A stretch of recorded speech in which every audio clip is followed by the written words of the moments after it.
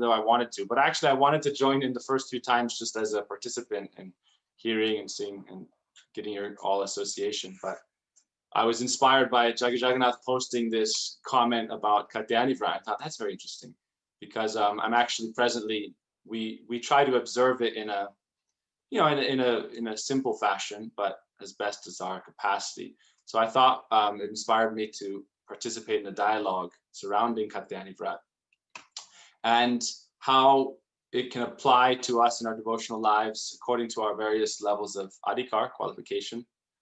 So if there's anything you'd like to say before that, perhaps I would go through a few, because I have a lot of different thoughts and points on this. It's not really like one linear progression of ideas, but there's a lot of interesting ideas I thought could be applicable for devotees and just people in general.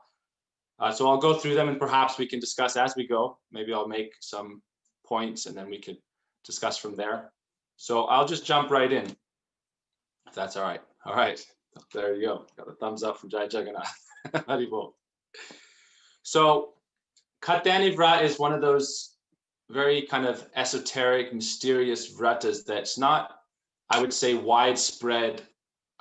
It's not in widespread adoption as a vrat for devotees in Krishna consciousness to follow. We generally follow Damodar Vrat, Kartik Vrat. That's very popular. Obviously, Ekadashi Vrat, Purushottam Vrat, which happens every few years. In the Vaishnav calendar, however, you'll see that Katyayani Vrata is mentioned. It's common in all the different Vaishnav calendars. Essentially started by Srila Bhaktisiddhanta Saraswati Thakur. He was instructed by Jagannath Das Babaji Maharaj to make the Vaishnav calendar. And so from that time it's been included. You'll see after Kartik ends, then the Katyayani Vrata starts and it has its starting and ending date. So that's one interesting thing to note, which is showing that this is a Vaishnava Vrat, otherwise it wouldn't be included in the Vaishnav calendar. Now that being said, it's also clear that it's not followed or promote, you know, like it's not a requirement or it's not that everyone is doing it in our different Vaishnav traditions. It's more, you know, it's one of those more, even the gopis, when they followed Katyayani Vrata, it was kind of goban, secret, confidential. So what I'm trying to say is it's not something that's necessarily like, you know, broadcast as everyone has to follow this for Vaishnavas, even though it's in the calendars. So that's one interesting thing to note. I want to talk today a little bit about, there's also other vrats that we do follow that aren't so mainstream, like Keshava Vrat. So there's lots of vrats. There's so many things to follow in Vaishnav culture. So we kind of follow according to guidance of our Guru and Vaishnavas, according to, you know, you could say what's appropriate for us, you know, under the guidance of our Vaishnavas. But that being said, I think Katyayani Vrata has some important lessons that if we follow it, it can help us in our spiritual lives. And then that being said, I want to tell you a little bit about how we follow it to give you some context. So the main, I would say, theme for us, at least here in New York, I mean, we followed it in Vrindavan since many years. It's very interesting. We feel a kind of connection towards Ayendra Prabhu, Shripad Ayendra Prabhu, because I know that he would follow it in Sri Krishna Balaram Mandir. And it was also something that's not like, it's not like the whole temple would follow. It's kind of more a personal choice, you could say, or if someone feels that desire. But there's some interesting points, and I'll kind of just go as it comes through my mind. And if you want to say something or interrupt, please go ahead and we can discuss points as they come up. One thing is that the Katyayani Vrata, it's something that it's not demigod worship, I guess. That's a good way of putting it, because Prabhupada makes it very clear, and our Vaishnava acharyas make it very clear that as devotees of Krishna, we should not perform demigod worship. And this is clear in the Bhagavad Gita. Krishna says, Yanti Deva Vrata Devan Pitrin Vanti Pitrivrata, you know, Bhutani, but Bhutanyanta Yajanti Madhyajanopi Mam. If you worship me, you'll come to me. Don't worship the Devas. The worship of the Devas, they have material desires. So I would like to preface this idea of Katyayani Vrata with, as Gaudiya Vaishnavas following it, we shouldn't be have this misconception that we're worshiping Durga to attain some kind of benediction so that we can perhaps come closer to Krishna. Really, and you can see that in Srila Swami Prabhupada's purports. He himself says that this, and also other acharyas, our Padam Gurudev, Srila Bhakti Pragyan, Keshav Goswami Maharaj would say, our Gurudev would say also that the puja of Katyayani in this Vrat is actually worshipping Krishna. Krishna is the Ishtadev. But it's something that's parakiya, it's indirect.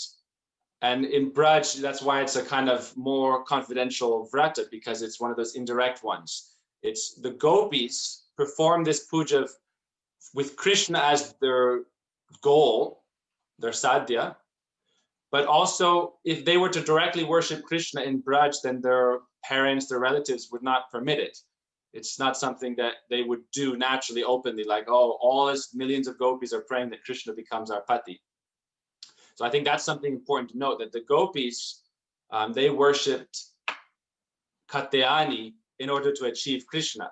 And I'll read these slokas later on if we have time. Actually, maybe I'll jump into them now. But because Krishna is the one who appeared to them to give the benediction, that's also showing that Krishna is the object of worship in Katyayani Vrat. So generally, when you perform a kind of Vrata or puja and the Devata appears before you, the Devata that you worshipped appears before you. So because our Param Gurudev would say, because Krishna appeared before the gopis at the end of the Vrata, Krishna is the object of worship. He is the Ishtadev of the Vrata. Therefore, it's not demigod worship. So that's something important to note. And our Gurudev and Srila Swami Prabhupada would also say this kind of thing, that Krishna appeared, and therefore Krishna is the object of worship. And Krishna, indeed, he says this when he appears before the gopis. I don't want to go into the whole history of the chapter because I think most devotees probably understand that or know about it, or otherwise scratch that. Read the Scratch chapter. Yeah, that could be an hour, 2 hour discussion. Okay. Just jumping into the meat of it, the meat and potatoes. When Krishna appears to the gopis at the end of the Vrat, he tells them, this is 10:22-25 from the Bhagavatam. Sankalpo vidita sadvo bhavatinam mad archanam maya numodita susho satyo bhavitam bhavitum arhati. So Krishna says, "O saintly girls, I understand that your real motive in this austerity has been to worship me." So Krishna here himself is taking ownership of the gopis' Vrat, saying that you worshipped me. In other words, it's almost like clarifying this potential confusion over devotees worshiping the demigods to achieve Krishna, perhaps. So Krishna says, Maya numodita susho satyo bhavitum arhati. So because you worshipped me, I approve that, and your aspiration will come to pass. Because Krishna says, Yajanti avidi purvakam.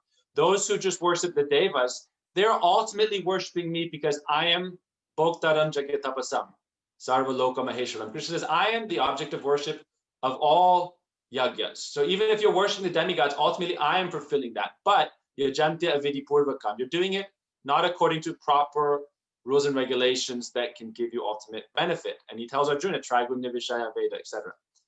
So Krishna is saying here in this 10:22-25, your real motive was to worship me. You're worshiping, your puja, your archanam is to me. Mad archanam. So when they're worshiping Katyayani, doing Katyayani archan, which is what the actual procedure is. If you read that chapter of Bhagavatam, stealing of the garments of the gopis, and then you read Vishwanath Chakravarti Thakur's commentary, or if you read Nanda Vrindavan Champu, Kavi Karnapur, or Gopal Champu by Jiva Goswami, and you read this Vrat, they're performing archan of Katyayani, the Murti. But Krishna says, you're doing my archan, Mad archanam. So I think that's prudent for devotees to know. If someone is challenging you, perhaps you want to do the Vrat, and then people are saying, well, why are you worshiping Katyayani? Krishna said, Mad archanam. You're doing my archan. So we know Prabhupada would say that the Yogamaya, Mahamaya, both is Krishna's Shakti, and ultimately it's Shakti Matora Veda. So that's kind of like an indirect way of saying that it's worshiping Krishna. But really Krishna is saying you're worshiping me. And one of the reasons for that is as we hear the pastime of Katyayani Vrat, the gopis were taught this process by Purnamasi Yogamaya.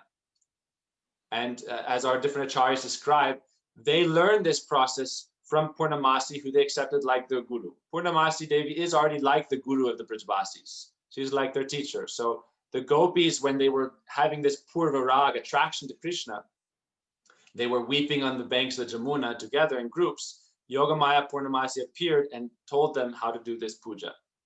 And then they performed this archan. So we won't go into all the stages of the archan. I want to talk more widely again. I'm going to continue to the next verse in the Bhagavatam. So there's 10, 22, 25 that we read. And then the next one, which I think is very important for the topic, which is 10, 22, 26. I can share these later in the WhatsApp. Or if you want, I can do it now. What do you think? Okay, I'll share them later if people want to read these verses. Otherwise, you can look it up on betabase.com. Yeah, that's okay. So 10, 22, 26. Namaya veshita dhyam kama kamaya kalpate. Barjita kwatita dhana prayo bijaya neshate. So Krishna says that the desire of those who fix their minds on me does not lead to material desire for sense gratification, just as barley corns burned by the sun and then cooked can no longer grow into new sprouts. So I use this verse as kind of the crux of our worship or performance of this vrat at our level. So basically the Vaidhi level, you can say, whether if you're qualified, you can approach it in the Raganuga level. But there's a way to approach this vrat even from the Vaidhi level, which is that we are trying to become Krishna conscious, Krishna consciousness. And pure Krishna consciousness means it's a continuous stream, it's unbroken. And Rupa Goswami describes that as anukulena Krishna anushilanam bhakti rutama. The topmost devotion being constant Krishna consciousness. Krishna bhakti rasa bhavitamati, constant focus on Sri Krishna. And so the natural way to do that, the proper way to do that is there's 4 methods described in the Bhagavatam. Kama, dvesha, bhaya, sneha, right? Through desire, you could even say lust, kama, or desire, dvesha, enmity, bhaya, fear, sneha, or filial affection, whether you're a family member. So in order to become fully Krishna conscious, as recommended by acharyas, we have to offer our hearts to Krishna. Yes, there you go. We have to learn to offer our hearts to Krishna. So this Katyayani Vrata, it's almost like a method of Vrata where you ingrain this consciousness that I am Krishna's property. I am Sri Krishna's. And our meditation in this is that I want to give you another important verse and that we understand as kind of the crux, another of these like fulcrum verses in this Vrat. And that's the 6 stages of surrender. So we're trying to become Krishna conscious. To do that, to enter into bhakti, we have to first follow the 6 stages of surrender. So I want to show you how we connect that to Katyayani Vrat. So the verse, and I'll just say it really quick, is Anukulyasya sankalpa pratikulyasya varjanam rakshishyati vishvaso gopitve varanantata atmanikshepa karpanya saranga sharanagati. Saranga sharanagati hoy bejahar tara prartana sune Sri Nanda Kumar. That Bhaktivinoda Thakur sings, one who observes these 6 limbs of surrender, their prayers are heard directly by Sri Krishna, not just Paramatma hears. Directly Brajendra Nandan Shamsundar, Nanda Kumar hears their prayers. So you can see that the gopis were fully surrendered to Krishna, therefore he heard their prayers and appeared before them, right? So that's one thing to say. Now in this 6 limbs of Sharanagati, the crucial, they say like the most important limb is Gopi Tve Varanantata. Our different acharyas say that the most fundamental of these limbs of Sharanagati is the mood that I'm completely surrendered to Sri Krishna. He is my protector and maintainer. Like Draupadi prayed to Krishna when she stopped trying to protect herself. She said, "Oh Krishna, I'm yours. Raksha Sharanam Abdu Jivanahari. Oh Krishna, I'm yours. Do as you please with me." So this mood of complete surrender, Gopi Tve Varanantata, that Krishna is my only protector and maintainer. Now, if you look at the translation to this verse, Anukulyasya Sankalpa, the translation of Gopi Tve Varanantata says, that Krishna is my protector or maintainer, such in examples like a husband. That is understood to be a pati. So now I'll segue into the main verse of Katyayani Vrata that we chant, which is in the Bhagavatam. The gopis would chant this repeatedly. Katyayani Mahamaye Mahayoginya Adishwari Nanda Gopa Sutam Devi Patin Me Kurute Namaha. Oh Devi, please make Krishna my pati. So how we can follow that without necessarily wanting Krishna to be our physical husband, perhaps, is that we pray, Gopi Tve Varanam Tata, Krishna, be my pati. Now, pati, by its Sanskrit roots, means palankarta. So palankarta means the maintainer or the protector, the guardian. So it doesn't necessarily mean the physical husband. It means the activity which makes one like a proper husband. That is Patim Me Kurute Namaha. So the gopis were praying Patim Me Kurute Namaha, let Krishna be my husband. They were praying like that. But the deeper mood for us as sadhakas doesn't have to be, what I'm trying to say is that you don't have to perform this vrat praying, oh Krishna, be my husband. You can pray, oh Krishna, I'm surrendering unto you. You are my pati. You are my palankarta. This is my symptom of Sharanagati, that, oh Krishna, you are my only maintainer and guardian. That is palankarta. So that is our understanding. Because what I want to get to is that we can follow this vrat from different levels of bhakti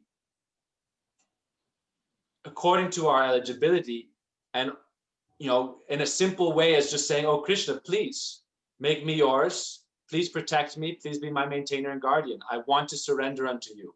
That is the mood when we're saying Patim Me Kurute Namaha. So that's one thing I'd like to say, and I want to tie that into kind of brahmacharya and then masculinity. I want to, because this is a men's group, I was thinking, how can we approach Katyayani Vrat for men and discuss that a little bit,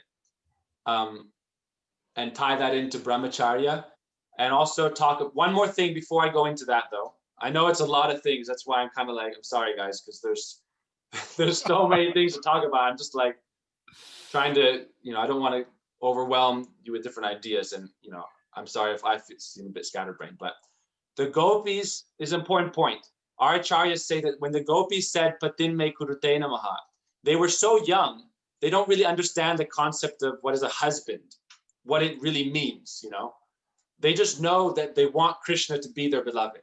They want Krishna to be their life and soul. They want to always be with Krishna. And they're praying really to even, and before I go on to the other subject also, Yoga Maya or Mahamaya, that please don't let me be under the sway of illusion. That's why, when we say Katyayani Mahamaya Mahayogini Adishwari, you are Mahayogi. And unless I get your mercy and shelter, I can't enter into Krishna's lila. I can't enter in Krishna's abode. So the way our Vaishnavas describe it is that there's Katyayani Devi or Mahamaya and Yoga Maya, and then Swarup Shakti Shrimati Radhika. So just like Krishna has different levels of incarnations, and like you say, Shaktavesa avatars, Manvantars, Purusha avatars, Guna avatars. So Shakti also has different levels, right? So Swarup Shakti Shrimati Radhika is at the top of the hierarchy of Shakti. Then it goes to Yoga Maya, then it goes to Mahamaya. It's in the different sastras where Parvati says, oh Krishna, in my topmost expansion, I am your Swarup Shakti Shrimati Radhika. And Bhaktivinoda Thakur sings, Uma Rama Satya Sachi Chandra Rukmini, Radha Avatara Shab Amnayavani. So Uma, Durga, is also Radha Avatara Shab Amnayavani. The Amnaya, the Veda Sastra teaches, and Bhaktivinoda Thakur sings this, that even Durga Devi is avatar of Radharani. So that's why for us, when we are doing this vrat, we are praying to Radhika. And in this verse, Katyayani Mahamaya Mahayogini Adishwari Nanda Gopa Sutam Devi, in this last line, Devi, our mood when we are praying is Devi Radhika. You are Krishna's, there's Krishna Shakti, there's a verse. Devi Krishna Mai Prokta Radhika Paradevata. Devi Krishna Mai Prokta Radhika Paradevata. That Radhika, she is the real Devi. Everyone comes, all Shakti manifests from her. Even all the living entities manifest from her. So this Vrat of Katyayani, we say it's like Kartik Vrat. We are worshipping Radha Damodar. We also understand it to be Radhika's Vrat. But then you could say Katyayani Vrat is like postgraduate. After we graduate from Chatumasya and Kartik Vrat, then Katyayani Vrat specifically to worship Srimati Radhika and pray to her. Patim me kurute namaha. Oh Radhika, you should also be like my Palan Karta. I am entering your service. That's our mood. That Radhika is the Ishta Devi of the Vrat. But the way we're doing it, and this is an interesting point, is that we're doing it under guidance of her layers of Shakti, right? You can say we're not approaching Radharani directly. First we pray to Mahamaya, then we pray to Yogamaya, then we pray to Srimati Radhika. So the first part of the verse, we pray this every morning when we do our Vrat. We do it 10 times. Katyayani Mahamaya Mahayoginyadishwari Nandagopa Sutam Devi Patim Me Kurute Namah. First we pray, Oh Mahamaya, please free me from illusion. Please let my family members who may be materialistic not try to engage me in Maya, not try to drag me here and there in Maya.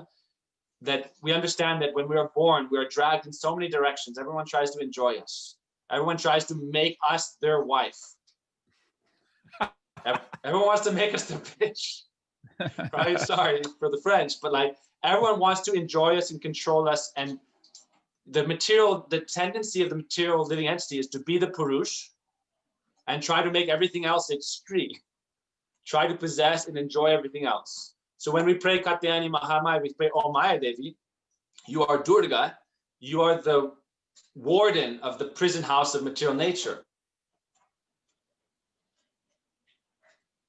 That Ayendra story, I'll hear that story afterwards, perhaps when we can discuss. So we're praying to Maya Devi, you are Durga, you are the prison keeper.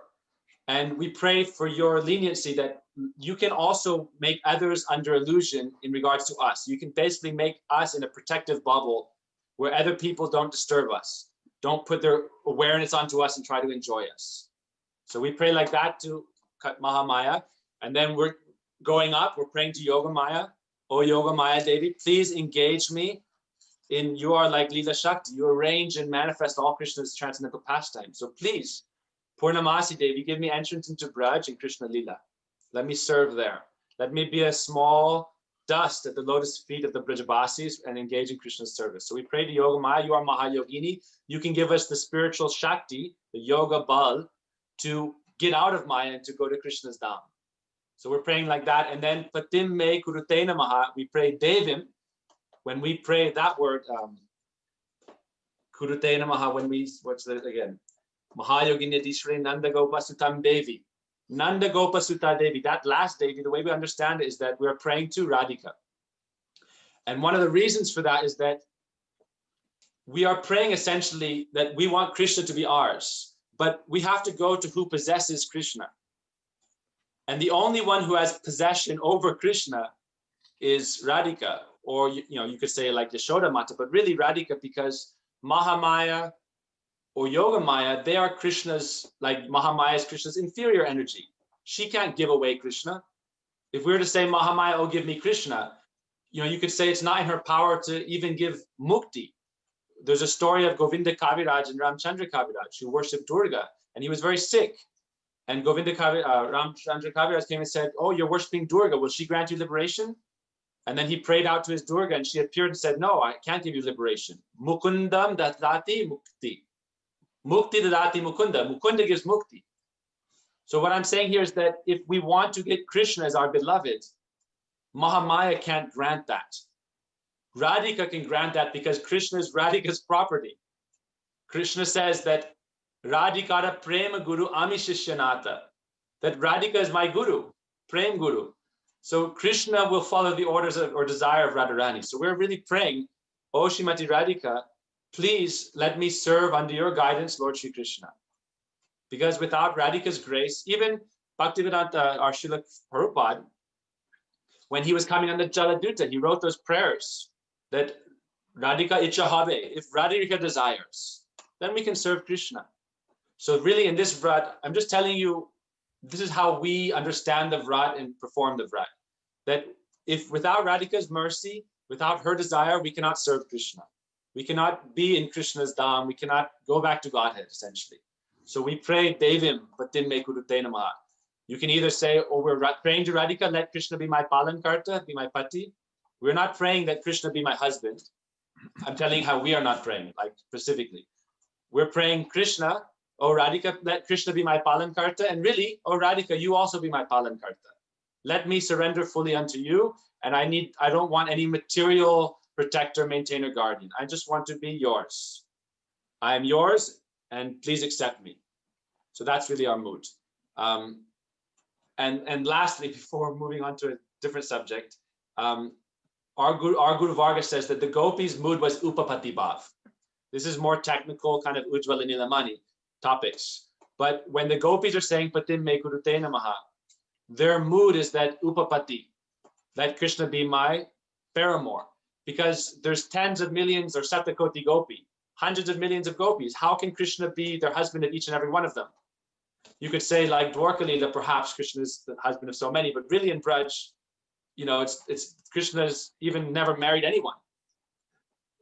Unless you look at Gandharva Vivaha. So really Krishna is there because they were so young, they don't really understand what it means to be a husband. But they're praying like that, but really the mood is Upapati Bhav. That's how Vishwanath Chakravarti Thakur and others reconcile it for Gaudiya Vaishnavas, because as Gaudiya Vaishnavas, we don't pray, generally speaking, Gaudiya Vaishnavas don't pray, Krishna be my husband. We may want Krishna to be like our beloved, Madhurya Ras, but or if you want to serve under guidance of the queens of Dwarka, perhaps like that. But generally speaking, in Braj Leela, whether Sakya Ras, Vatsalya Ras, or Madhurya Ras, we don't pray directly Krishna to be my husband, but we pray Palan Karta. So those are a few things.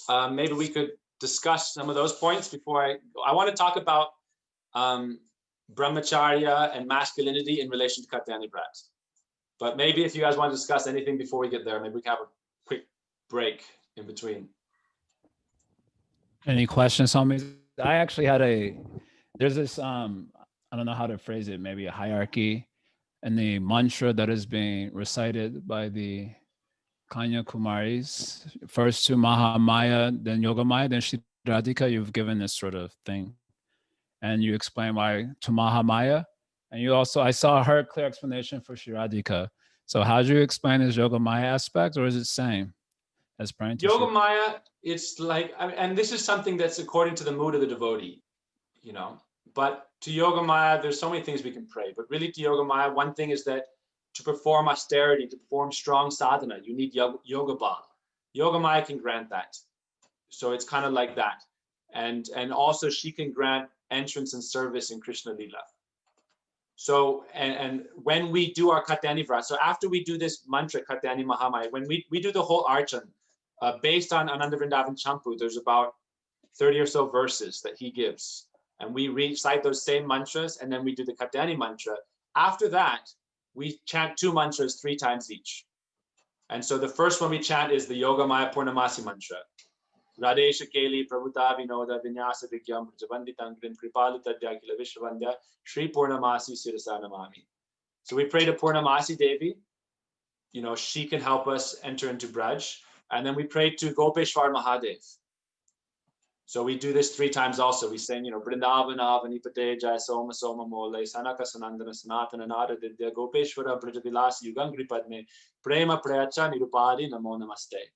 We pray to Gopeshwar Mahadev because he also is the protector of Braj and he can grant entrance into Braj. And so you could think of it also as it's kind of in a way, we're praying to Shakti, Devi and Sadashiva in their highest form.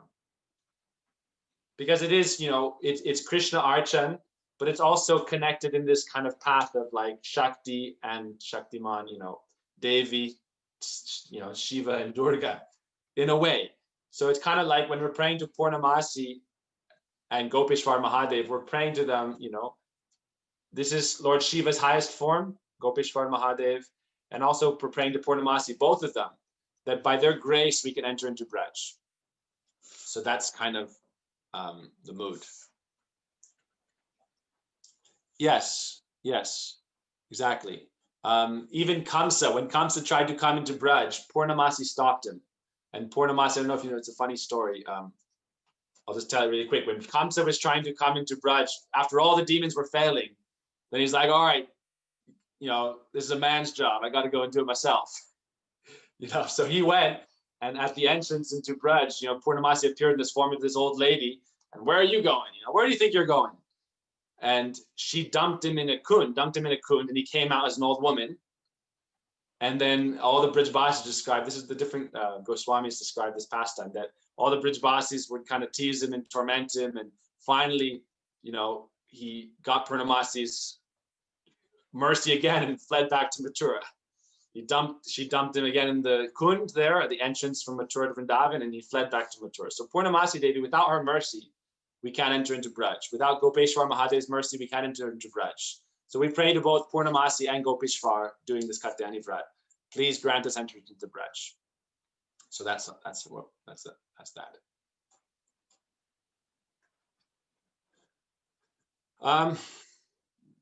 Okay. So do you guys want any other things discussed? I'd like to hear, what was that comment went through about Ayendra Prabhu? What was that note he made?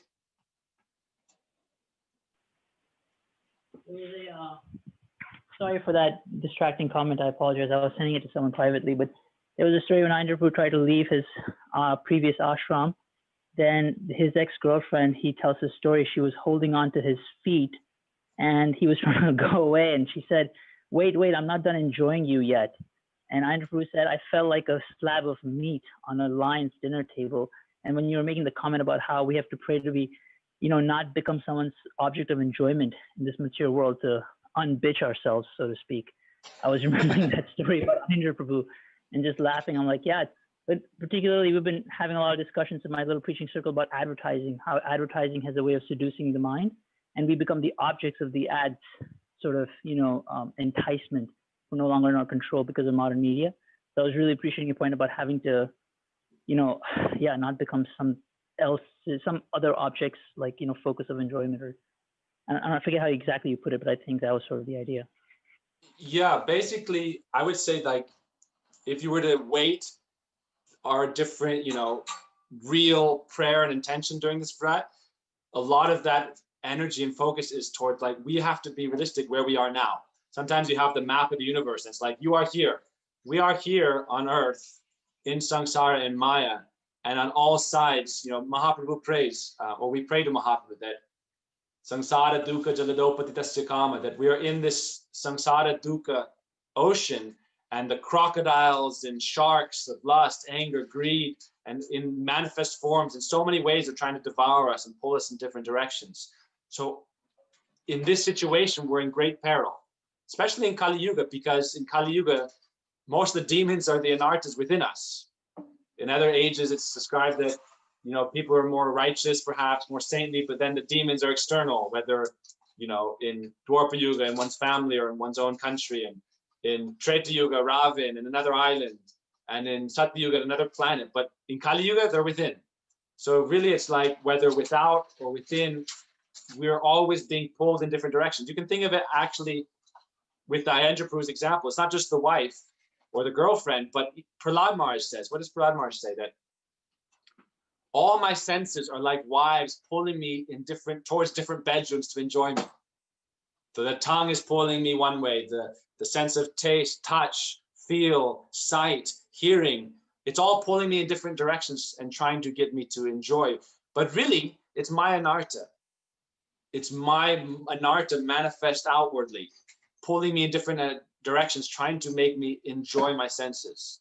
And so really, it's why if we are able to offer our hearts fully to Krishna and become ananyas chintayanto man, fully absorb ourselves in Sri Krishna, offer our hearts to Sri Krishna, then if we solve that root problem within us, the external problems can't be an obstacle. And you can look at someone like Mirabai. For Mirabai, it didn't matter that her husband and her family were obstacles in her devotion. They tried to be obstacles, but it couldn't hold her back Tulsidas, or any of these great devotees, for any great personality who really loves Krishna, no material thing can stand in their way, because Krishna is so much higher. And one verse I want to talk about in regard to this is that also we understand in connection to this Vrata is Devi Krishna Mai, Daivi Esha Gunamai Mama Maya Durataya Mameva Ye Prapadyante Maya Metam Taranti He. That Krishna says that Maya is very difficult to overcome. We understand that the jiva is a higher principle than the inferior energy. That's in Bhagavad Gita, when it describes the material nature, right? Bhumira Pona Lovayu. And the next verse, Krishna says that Apariyamitastvamyam, there's a higher energy, that is the jiva. Jiva Bhuta Mahabhayo, Yayadam Dharyate Jagat.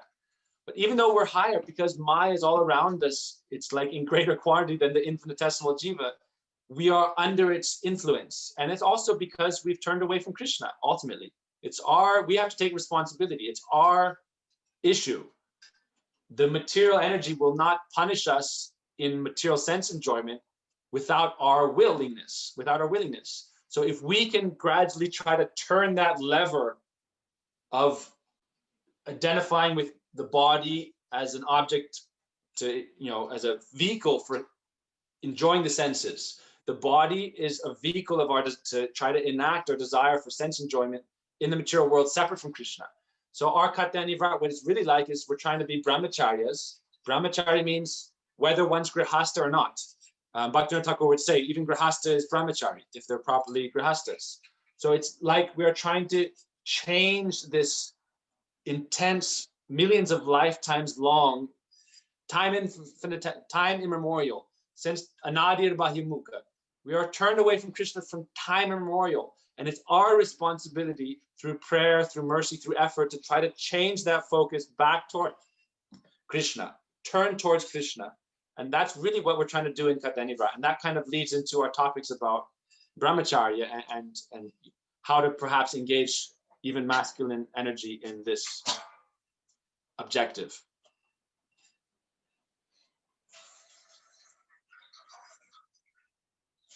Yeah, we were talking about that before, text 22-25, how Krishna says you're doing, I think that's the one where he says you're doing yes.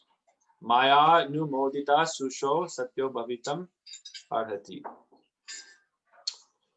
So anything else anybody wants to say, or should I keep going? Should we go into discussion perhaps?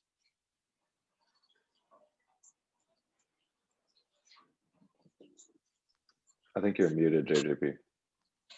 I was saying I kind of want to hear about this man thing. So Okay. Well, this is something I've been thinking over the last 2-3 days. And it's just kind of been in my meditation actually for a while, but it's kind of like we have to be realistic with where we are also, because the danger is if we aren't realistic. I remember, and this is a very interesting thing that's been my meditation for the past few months actually.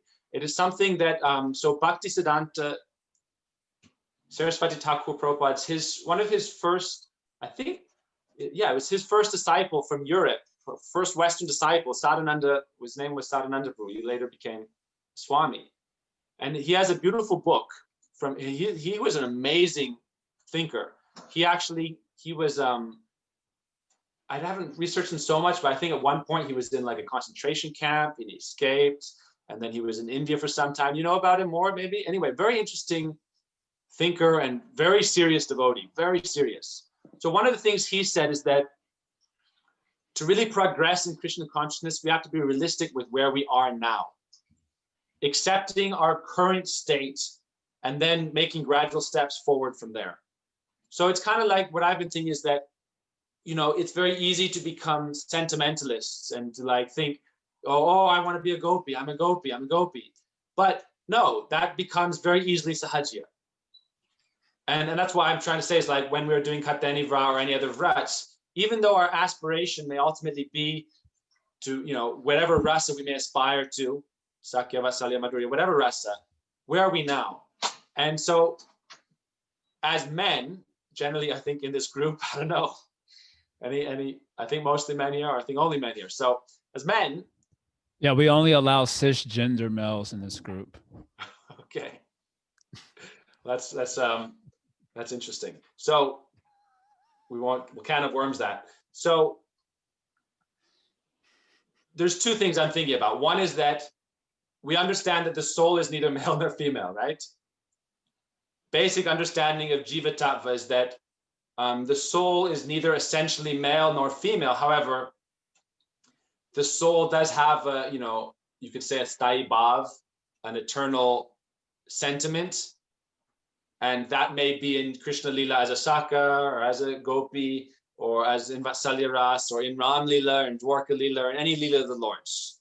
We have some kind of eternal place, you could say, eternal potential to go to. So that's there, and we do have masculine and feminine natures, the anima and the anima, those two things balance. We may have a male form, but have some feminine qualities. We have a feminine form, have some masculine qualities. That's why, gender theory is so, it's such an interesting topic these days, because it's not so cut and dry as, there's a man and there's a woman. There's fluidity. And it's a very interesting topic because that's by the nature of the soul. The soul, and you look into the Bhagavatam, you have to go, the Bhagavatam is very straightforward, right? Puranjana, in the story of Puranjana by Narad Rishi, he's always absorbed in Puranjani, his wife. At the time of death, because he's thinking of his wife, he attains a female form, and then he gets married to a man. So it's kind of like the soul is in this kind of cycle of switching genders, eternally. We are eternally as long as we're eternally conditioned, we're eternally transgender. Sorry, but like something like that, basically. Life to life, we're switching. Because wherever our deepest absorption is, we become that. Bharat Maharaj was deeply absorbed in the deer, he became a deer. Krishna says in the Bhagavad Gita, Yam Yam Swaram Bhavam Tejatyante Kalevaram Tam Tam Vaiti Kunteya Saratad Bhava Bhavita. That you become what you are conscious constantly of.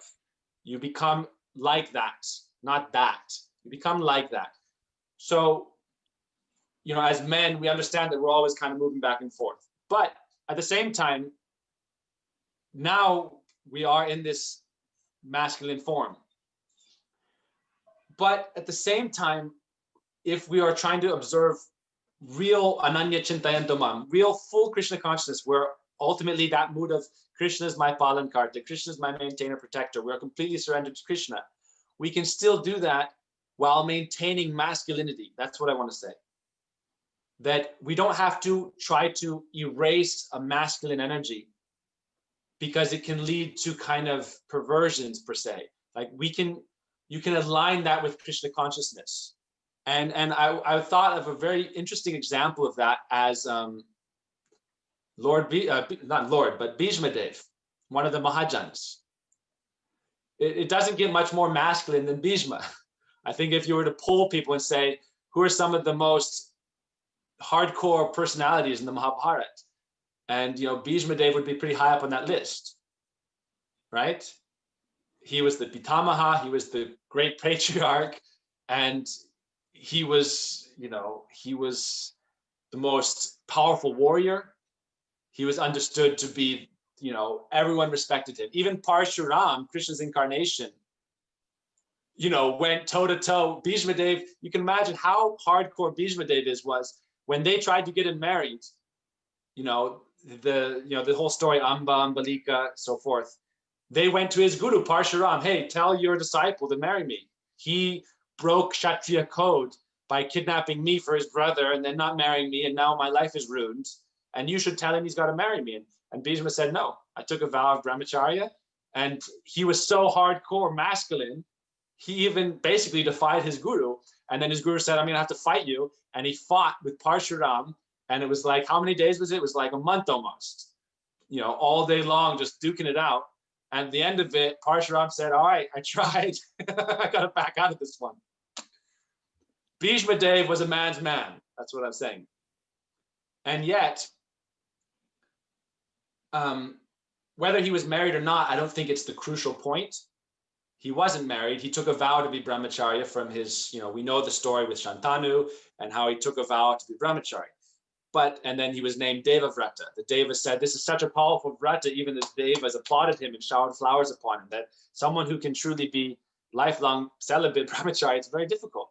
So Bhishma Dev was applauded and given the title Devavrata. Now, my point is that he lived his life in service of Krishna. He even took on very interesting contrary roles. He sided against the Pandavas, and he fought with, he tried to kill the Pandavas, he was seemingly almost trying to kill Arjuna. He made Krishna break his vow.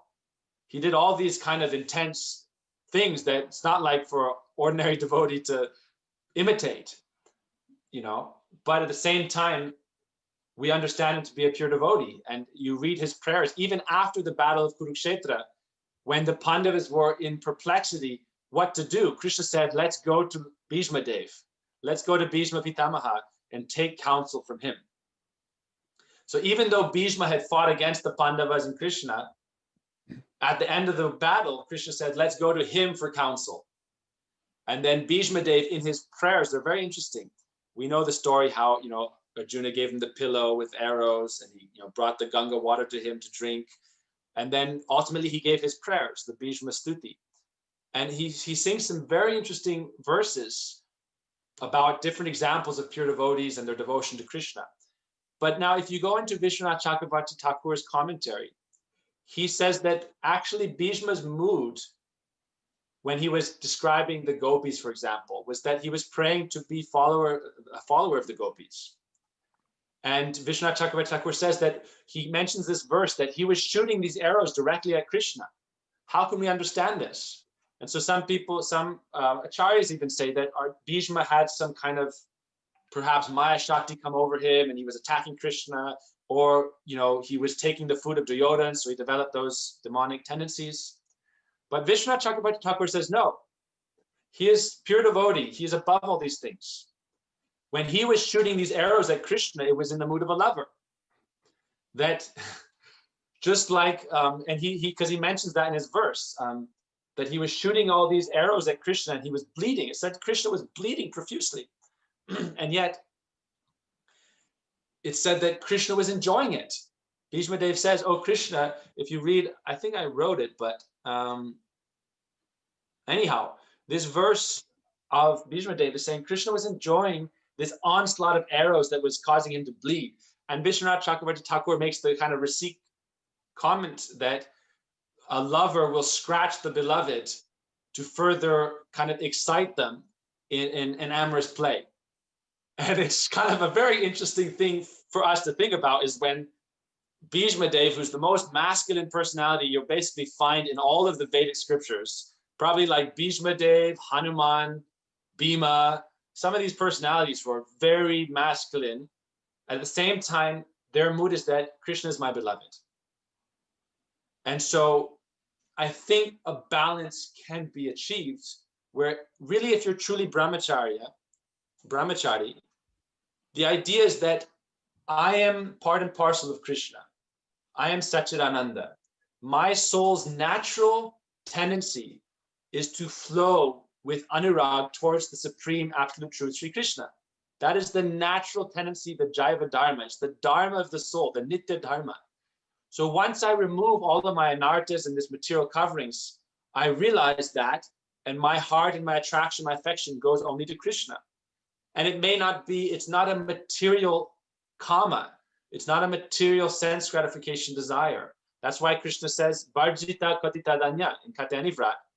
Tying it back into Katyayani Vrata, Krishna says that this desire of yours is not leading to sense gratification. Kama dvaya desha sneha. Your desire for me is pure. Because, and the example our acharyas give is like, what is the natural state of water? To flow towards water. If you have a river, it flows to the ocean. It flows towards its supreme source. You light a candle, the flame goes up towards the sun. So the soul, natural tendency, if it's purified of its naimittika dharma, temporary coverings, is to flow with love towards Krishna, to have love for Krishna. Krishna Prem is our goal. And Krishna Prem can manifest in different rasas, but in any of the rasas, it's love for Krishna. And that's what Bhishma Dev had.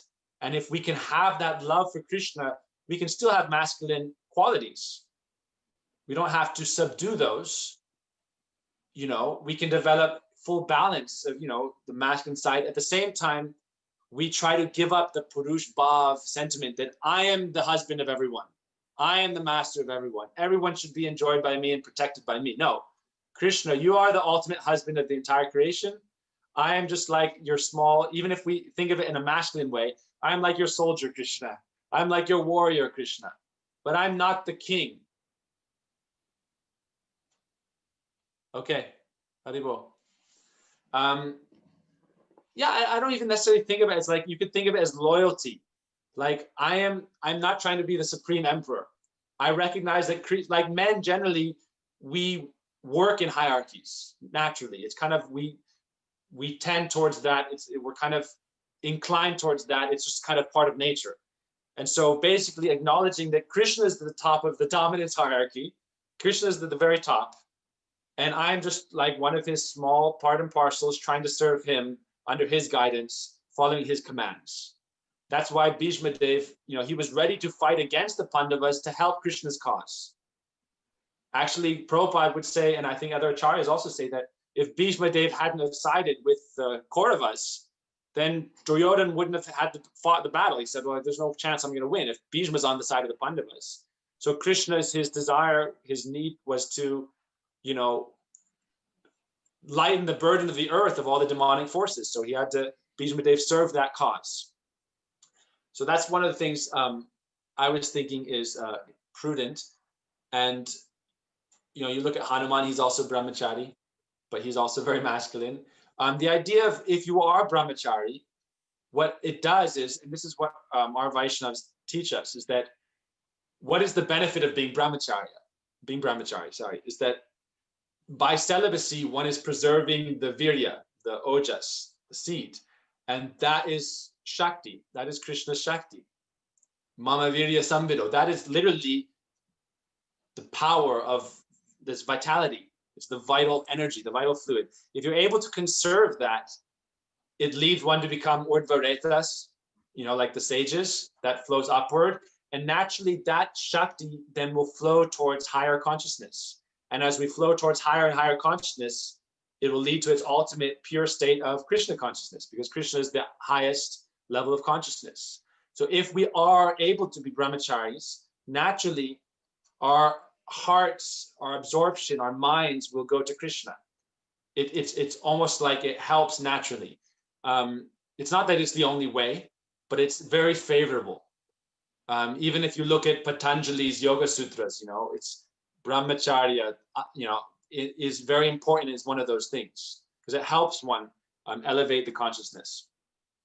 And so you can see that that's one important thing I was thinking to note, is that, Bhishma Dev or Hanuman, because they're such strong brahmacharis, naturally that Shakti that you have, if you elevate it, if it doesn't go to Maya, then it'll go to Krishna. It has to go somewhere.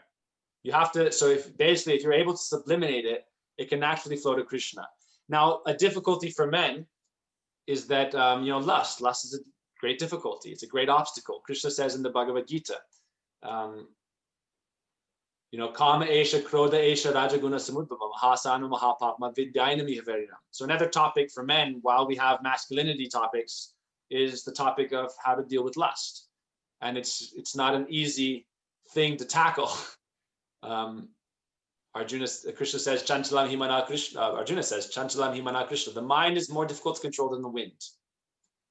And the greatest enemy is lust, which is like an all-devouring forest fire. So alone, how can we fight with that? Alone, how can we conquer over that lust? It's very difficult. A few things that the way I see it and how I kind of try to work towards that is something Vaishnavas told me many years ago when I was going to India, because I've been in India for like 16 years and I'm just coming back to the US now. When I was first trying to get visas to stay in India, Vaishnavas would tell me that you should try to stay for at least 5 years, get a 5-year visa. Because 1 year, 6 months going back and forth, you're not going to get into the real, fixedness in sadhana if you're always kind of going back and forth. So really try to stay a long time. And I was lucky. I got a student visa for 1 year, but I extended it with the FRO 5 years, then another 5 years. I didn't leave once for 10 years. I left once the first time, but then from like 2008 to 16, the end of 2016, I never left. And then I got tourist visa and I was kind of one more time, I had to go back. But the Vaishnava said that, look, in Kali Yuga, it's very difficult to control our senses. Basically impossible to perfectly control your senses. But at the same time, we recognize that the senses are mundane. They're not going to stay with us. They're going to leave us. They're not like, they don't have our best interest at heart. The material senses just are a manifestation to punish us. But if we somehow engage those senses in service, to whatever degree we can, and try to increase that service, Guru Seva, then that develops your spiritual bank balance, you could say. And we become more and more spiritually wealthy, then that can lead us to, back home, back to Godhead. So he said that it's not so much how much you do sadhana to control your senses in this life. He said it's like, it's like trying to dry up a river and then cross it. The analogy is given, like if a river is flowing, like the Hudson, the Mississippi or some kind of really powerful river, and you want to like empty it and then cross over the bank of it, cross over the river itself, it's not possible. Better to build a bridge. So trying to control the senses on your own just through like hatha yoga, like by force, it's kind of like trying to dry up the river. But if you engage those senses in Krishna Seva, in Guru Seva, it's like building the bridge. And then you cross over the river and you become spiritualized.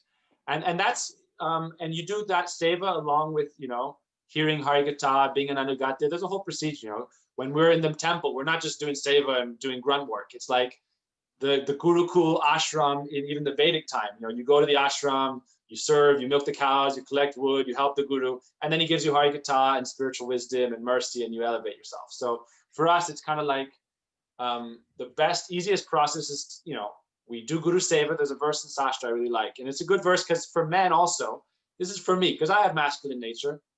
I won't lie to you, But by which you mean Ishwar Bhav or no, I'm not saying I'm trying to develop. I'm just saying like everyone has a mixture of masculine qualities and feminine qualities. But for guys, if you have a mood of like mission, I have to serve my guru. You have that missionary mood, then you're building that bridge over the river by serving your guru. And also for us, we understand the best way is like Krishna Katha. So Krishna Katha and Guru Seva. There's a verse in Srimad Bhagavatam when Sukadeva Goswami had described Ras Leela and everything to Pariksha Maharaj said, how can you describe all these pastimes of Krishna dancing with the gopis? Seems illegitimate. And Sukadeva Goswami says, Vikriritam Brajavaduviridam cha Vishnu Shradhanvito Anusuya Atavarnaya Jad Bhaktim Param cha Bhagavati Pratilabhya Kamam Hridrogam Asu Apinoti Achigena Dira. Why hearing the topics of Krishna Katha with the gopis is so beneficial is that it can awaken bhakti, pratilabhya kama, then kama automatically is extinguished. That's why I'm saying about not trying to empty the river. You cannot erase kama. You can awaken your true nature of prem. And when prem is awakened or bhakti is awakened, kama naturally is subdued, because the higher energy comes into play. And Prabhupada talks about this in the higher taste, saying that, Vishaya vinivartante nirahara siddhehinam raso varjam rasopyasva param dristva nivartate. That once you get the higher taste, the lower taste goes away. Otherwise, you're just a mityachara. Mityachara suchite means you're just a hypocrite. If you're externally showing I'm so renounced, but I have no higher taste, then ultimately, again, you will enter into material sense gratification and those kinds of activities. So for us, when we worship Krishna as Kama Devaya Vidmahe, then we understand that, oh Krishna, I'm doing Guru Seva for you. I'm offering my service to you in this mission of Krishna consciousness. That's kind of like a masculine kind of thing. I'm serving this mission, serving Prabhupada, I'm serving Gurudev, I'm serving them in this Seva, taking their guidance, whatever they like me to do. But at the same time, offering my heart to Krishna, like Bhishma Dev, or like Hanuman, like offering my heart to Krishna, like Hanuman to Ram, like Bhishma Dev to Krishna. When we chant our Kam Gayatri mantra, I don't know, for those who have Diksha Gayatri, the Kam Gayatri mantra, this is my idea of what to do with our lust. Basically, we have to understand that I offer this to Krishna. Everything I have, I offer it to Krishna. So the Kam Gayatri mantra is specifically talking about it. Kama Devaya Vidme. Krishna is Kama Devaya. He's the only one who can satisfy this Kam of all living entities. all living entities. It's in the Veda Sastra. It said, Nityo Nityanam, Chaitanas Chitanam, Eko Bahunam Yo Vidadati Kaman. This Upanishad verse. It's a very interesting verse. Nityo Nityanam, Krishna is the original, eternal being amongst Nityo Nityanam, all eternal beings. Chaitanas Chitanam, he is the original conscious being among all conscious entities. Eko, he alone, Bahunam, of the many, Vidadati Kamam, can fulfill the calm of everyone. So basically, if you're struggling with calm, you have to offer it to Krishna. And Narottam Das Thakur says the same thing. He said, Kama Krishna Arpane, offer your kama to Krishna. Krodha Bhakta Dveshi Jana, offer your anger to those who are envious or attacking the devotees. All of these anarthas we have, they need to be subliminated to their higher state. So anger, if you're an angry person, you can't just say, I'm never going to be angry. Instead, okay, dovetail that in Krishna consciousness. Kama Krishna Arpane, Krodha Bhakta Dveshi Jana. Narottam Das Thakur sings. So it's a way for us to engage everything in Krishna consciousness. And I'll stop. One last thing I just want to mention, a couple other points. I'll just pause for a second. Okay. Now, 2 points that I want to say at the end is for those who challenge, why are you performing this Katyayani Vrata? This is not proper for Gaudiya Vaishnavas. For those who may challenge and say like that. Beyond the point that it's in our calendars and things like that, there's an important verse of Vishwanath Chakravarti Thakur. Vishwanath Chakravarti Thakur says, Aradyo Bhagavan Brajesa Tanayas Tadhama Vrindavanam Ramya Kachidupasna Vrajavadu Vagena Yakalpita Srimad Bhagavatam Pramanam Amalam Prema Pramartamahan Shri Chaitanya Mahaprabhu Matamidam Tatradaro Naparaha. So Vishwanath Chakravarti Thakur says, what is the essential teachings of Chaitanya Mahaprabhu? Aradyo Bhagavan Vrajesa Tanayas, the supreme form of the Godhood is Vrajendra Nandan Shamsundar Krishna. The highest abode is Vrindavan, which is non-different from Krishna. The highest method of worship is that performed by the Vrajavadus, the unmarried gopis in Vrindavan. Right? The highest evidence, Srimad Bhagavatam, Pramanam Amalam, the pure and topmost evidence is the Bhagavatam. Prema Pumarta Mahan, the topmost goal of life is prema. Chaitanya Mahaprabhu Matamadam, this is the doctrine of Chaitanya Mahaprabhu. I have no regard for anything else. So that being said, if people were to say, well, this Katyayani Vrata, this is not for Gaudiyas, this is bogus. What is the method of worship performed by the unmarried Brajavadus in Braj? Bhagavatam is the evidence. Look at the Bhagavatam. What does it say? They perform Katyayani Vrata. They perform Katyayani Vrata. Right? So we are following the footsteps of the gopis, Ramya Kachidupasana. We're following the method performed by the gopis. Now, one thing people may say is, okay, well, there are sadhan siddhas. When we are sadhan siddha, we can follow this. But Mahaprabhu didn't say follow them when you're sadhan siddha. He said follow them now. Ramya Kachidupasana. Follow them where you're at now. You have to follow the footsteps of the gopis. Follow their method of upasana. So this is something they teach. And why I think that's also very interesting, it's something I didn't have time to get into. But again, talking about, the masculine and feminine, the gopis who followed Katyayani Vrata, who were they? Go back in time. In their previous lives, who were they? Dandakaranya rishis. Dandakaranya rishis were sages who did meditation for tens of thousands of years. Did tapasya. And then they met Ram and prayed to Ram, be our beloved. And Ram said, I can't do that in this form. Sita is my only beloved. But I will appear in your next life, you'll be gopis, and I will accept you as Krishna. So that's going back to the point that Krishna is Eko Bahunam Yovidadati Kamam. Krishna is the top form of the Godhead. That's why going back to the Upanishad verse, Nityo Nityanam Chaitanas Chitananam Eko Bahunam Yovidadati Kamam. Only as Krishna is Aradyo Bhagavan. Ete Changsa Kala Pungsha, Krishna's to Bhagavan Swayam. Krishna is Bhagavan Swayam. Because only Krishna can Eko Bahunam Yovidadati Kaman. Only Krishna can satisfy everyone's desires. Because even Lord Ram, when the Dandakaranya rishis prayed to him, oh Ram, please accept us as your beloveds. He said, no, I can't do that. I am one pointed to Sita. But Krishna, he is so merciful, he accepts everyone. Bhaktisiddhanta Saraswati Thakur Prabhupada writes this in an article where he says, only Krishna is the only one and only who can accept every living entity and satisfy their desires. That's why he is the supreme form of the Godhead. Only Krishna is capable to do this. That's why Krishna is the real patim of everything. That's why Ramchandra didn't write Bhagavad Gita. Krishna wrote the Bhagavad Gita, and Krishna said, Pita hamasya jagato mata data pitamaha. I am the mother, the father, the all in all, the son and bone of everything. Lord Ram is Ete Chamsa Kalapumsa Krishna Stu Bhagavan Swam. Lord Ram, as we understand, is equal with Krishna in Tattva. But in Rasa Vichar, Krishna is higher. But not to get too much into that, but again, those who are performing Katyayani Vrata, they, the gopis, were Dandakaranya rishis, and then it was the Shruti Chari, Upanishad Charis, the Veda Charis, the different personified forms of the Sastras. They prayed to Krishna to be his beloved, and he said also, you should become gopis in Braj. So if you think about it in a way, those who are performing Katyayani Vrata, it's all our personified scriptures. All of our personified scriptures followed Katyayani Vrata in manifest forms as gopis. So who are we to say we can't follow? If you read in the commentaries of all our acharyas, the gopis who are sadhan siddhas, Vedachari, Shrutichari, the Vedas, the Shrutis, the Upanishads, Upanishad Chari, Vedachari, Shrutichari, the rishis, all the rishis who created the, who like were the parents, you could say, of the sastras. It's, even though they're not the parents, they manifest them. All the rishis, the Shruti, the Upanishad, the Vedas, they all took form as gopis and performed Katyayani Vrata. So if our personified scriptures could do it, from which we are gaining all guidance, who's to say that we can't do it?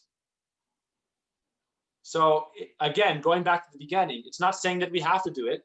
It's saying that if you desire Krishna, oh Krishna, Kling Kamadevaya Vidmahe, oh Krishna, please accept me as your humble servant. Please, Krishna, be my Palan Karta. Palan Karta means the doer of my maintenance. Someone was asking, what is the explanation of Palan Karta? Karta, the personality who performs activities that maintain me. He is my Goptvite Varanantara. So just summarizing, and then we can perhaps discuss or end, because I'm sure we've been going on for a while. Krishna is the Palan Karta. So when we're praying Patim Me Kurute Namaha, this is the crux of the 6 stages of Sharanagati. Gopitve Varanantata is the mood that Krishna is my maintainer and protector. In the Upadishamrita of Srila Prabhupada, he says, like a husband. This is right there in the translation of the 6 stages of Sharanagati. Like a husband, Krishna is my maintainer. So we pray, Patim Me Kurute Namaha. Krishna, you're my only maintainer. I don't want to be this big Purush. I'm trying to give that up. On the highest level, I'll just end here. We are trying to give up the Purush Bhav. But that doesn't mean we have to become effeminate, you know? And I'll just end here. Most of our acharyas, we understand they have forms in Gaur Lila and Krishna Lila. Svetatdvip in Gaur Lila and in Krishna Lila. And so in Gaur Lila, the pastime that they are serving in is Audarya Lila. Audarya means the magnanimous spread of Krishna consciousness. One time someone asked me, or someone was asking, where is Gaur Lila going on? I said, it's going on right now. Gaur Lila is all our acharyas spreading Krishna consciousness. That is Gaur Lila. Srila Swami Prabhupada, Srila Gurudev, all acharyas, they are spreading Krishna consciousness. That's the Audarya Lila. And it's kind of, they're taking on masculine forms in order to spread that Krishna consciousness. In Krishna Lila, it's Madhurya Lila, sweetness, pastimes. And a lot of our acharyas have gopi forms, or some have Saka forms. There's different forms they can take, but a lot of our acharyas in our Gaudiya line have this form as Radhika's dasis. If you look into, you know, the different, for example, Radha Krishna Ganudesh Deepika, it describes the different charyas and their Gaur Lila form and Krishna Lila form. So it shows you how in Gaur Lila they have a male form, and in Krishna Lila they have a female form, most of them. And not most of them, but a lot of them. And it's also a way to understand how we can kind of serve with that masculine energy doesn't have to be negated. It also has a role. And there's a reason that the gopis took on masculine forms in Gaur Lila to preach. It's not to say that only men can preach. I'm not saying that. It's just that that was how Krishna enacted. That's how the pastime goes on with a lot of them, because it's kind of more of a masculine tendency, you could say, to some degree, to really be a pioneer, and like what Srila Prabhupada did. And I'm not trying to, I don't want this to be misconstrued to say that like women shouldn't preach or can't preach. They should, and they do. With Prabhupada's time, he engaged them, everybody in preaching. But at the same time, like you look at Srila Prabhupada, he was like a lot of acharyas. They were such powerful, almost warriors fighting against Maya, and they took on that masculine form. It's not that they took it on also, because in my understanding, it's eternal. In Gaur Lila, they have an eternal Swarup. In Krishna Lila, they have eternal Swarup. Our acharyas say that now it's a separate kind of thing, but it's an interesting topic of Jiva Tattva. Some Jivas may only have a Krishna Lila form or only a Ram Lila form, but it's also possible, I'm not saying it's with everyone, it's also possible to have a Krishna Lila form and a Gaur Lila form. So in Krishna Lila, you may have a feminine form, in Gaur Lila, you may have a masculine form. In Krishna Lila, you may have a Saka form, in Gaur Lila, you may have another form. The soul can expand in its potential to serve Krishna because it has the same qualities as Krishna. So the soul essentially can bifurcate and be present in two Leelas, serving in them simultaneously. And even they can serve in a third Leela, like our Acharyas. We understand that Acharya may be in this world preaching, at the same time they have a form in Krishna Leela, at the same time they have a form in Gaur Leela. So it's a long, another discussion, but basically I'm saying that there's a role for masculinity. We can serve, the idea of I'm doing Guru Seva, I'll, fight against all odds and preach Krishna consciousness. You can engage that energy in Guru Seva, and you can also at the same time try to offer your heart to Krishna with the desire for Krishna prema. So thank you so much for this opportunity. Jai Jagannath Prabhu. Yeah. Normally we would be having discussion till about 10:30. So we'll stop here, but we'll continue this Katyayani Vrata meditation next week until the end of the month of the Vrata. I have a lot of questions, but I'll save them for the next discussion. A lot of my questions, I don't know about others, but a lot of my questions surround, I don't know, getting this sort of bhava in this life. There's a lot of encouragement about becoming Krishna conscious in this one life, but just to get proper understanding of Sambandha Gyan, I think I'll be probably like, if I even live this long, I'll be 80 or 90 before I have fully assimilated proper Sambandha Gyan. And in a sense, proper Abhideya can only happen when you really understand things kind of deeply. And so, yeah, I don't feel depressed about this, but I just don't think I'm going to become Krishna conscious in this one life. It seems like it's going to take some time to embody. I do appreciate your explanations of the Katyayani Vrata and how we can, even from our stage in a sort of perhaps a more Vaidhi-oriented spirit, chant the mantra, understanding it to be palankarta and all that. But even to get to that state of that sort of psyche, it seems like it's going to take a minute. And I have a lot of questions surrounding this sort of idea, but that's kind of the essence of what I'm thinking. I don't feel discouraged by that, but I don't know. Do y'all feel me on that? I don't think I'm alone in this sentiment. Like, I don't know if it's going to be possible to be Krishna conscious. If it's gonna take you until 80 or 90 to have proper Sambandha Gyan, then it's gonna take me like thousands of lifetimes. So it's a lot to assimilate, the Tattva. Of course, Kaviraj Goswami gives a lot of encouragement in his Mangal Charans in the beginning of the chapters in CC, how even a child can understand and cross over the ocean of philosophical speculations and all that. But that's kind of, I have questions surrounding that. How deep do I have to be concerned about embodying these sorts of higher sentiments in Krishna consciousness when practicing? I haven't fully articulated, but that's where my questions are all surrounded. I have to crowd them together. All right. Yeah, I want to hear more from everybody and discuss, so maybe, take part in the discussion next time, or we'll see. I'm kind of just thinking about these things. These are all recent thoughts in my mind about how to because I basically, I'm here in America and we're trying to, starting an ashram, a lot of guys going to be involved. It's kind of like, we have to be where we're at. That's why I mentioned that Sadhananda Prabhu, his statement about being where you're at. So that's interesting that you're kind of reflecting that back, is that acknowledging where you're at and not trying to prematurely jump. That's very important. So it's kind of like, okay, at the same time as, we have to develop some bandhagyan, we do follow the process. We do the abhideya because Prabhupada said, we're chanting 16 rounds a day at the bare minimum. That's abhideya. We're doing arti, we're doing kirtan, we're, whatever we're doing, Guru Seva, that's part of the abhideya. So anyway, yeah, we'll put it up. We'll put it up for question next week, because I guess what I'm saying, it seems like there's a hierarchy of aspiration.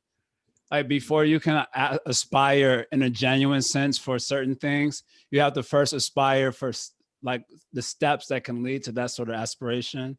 There's like a hierarchy of aspiration. No, it's true, because in the Katyayani Vrata also, in the highest degree, we're praying the same Upapati Bhav as the gopis pray. And right. I didn't get time to get into that, and I'll just mention it very briefly here, is that Krishna appeared at the end of the Vrata, but also Radharani and the Nitya Siddhas appeared. And I didn't get time to get into this, but that's again why the puja is ultimately directed to Radha Krishna, because Radharani appeared with her Nitya Siddhas. They didn't follow because it was the younger gopis. Radharani and the Lalita Vishaka, they didn't follow this Vrata. So they appeared and they blessed the gopis. And it said that Krishna, why it took a year for him to kind of fully accept those gopis, is that he basically told them, now take guidance of the Nitya Siddhas. And those younger gopis, when Radharani came and blessed them, then they all kind of went into her anugatya, her guidance, and were trained up by her. And then the next Sarad Purnima, they joined the rasa dance. So, I mean, ultimately, this Vrat, in its highest state, it is praying to Radharani, and it is praying to Krishna to be accepted with both of them. So it is a very high aspiration. I don't think there's harm in aspiring for something, perhaps, but anyway, it's a big discussion.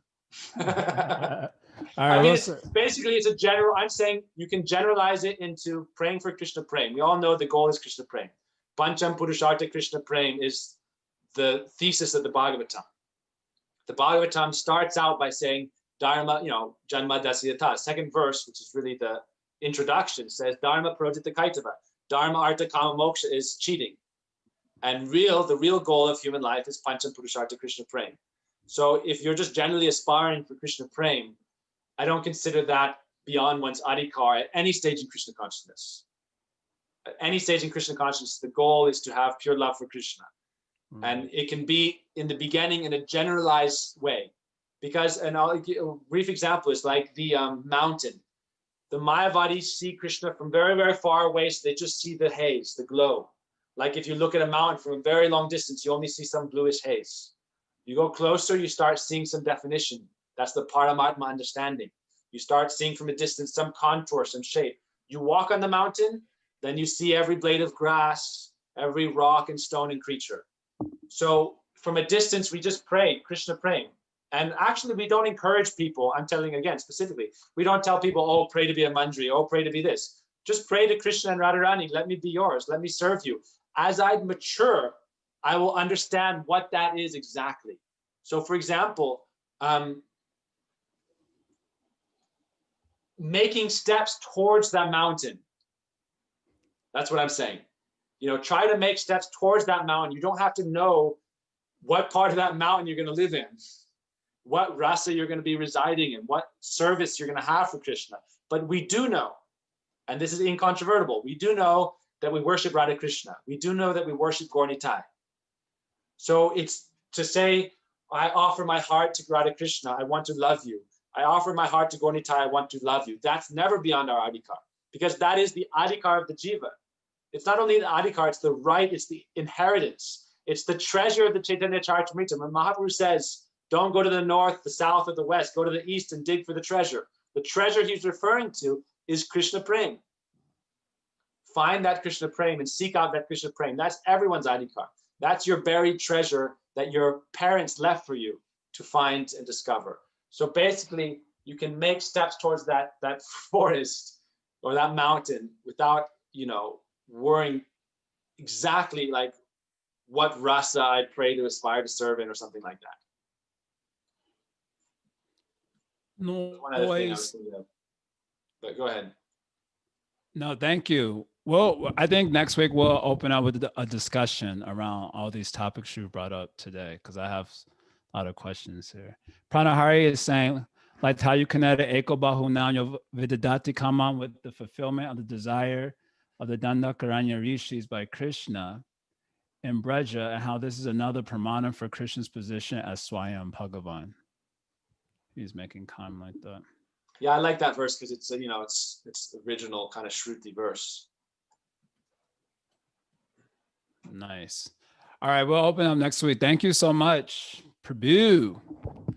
And I hope you can continue to come and be a part of the Sangha and do some nice Hari Katha, Krishna Katha with us. All right, well, family. Check out. Till next time, guys. Hare Krishna. Yeah.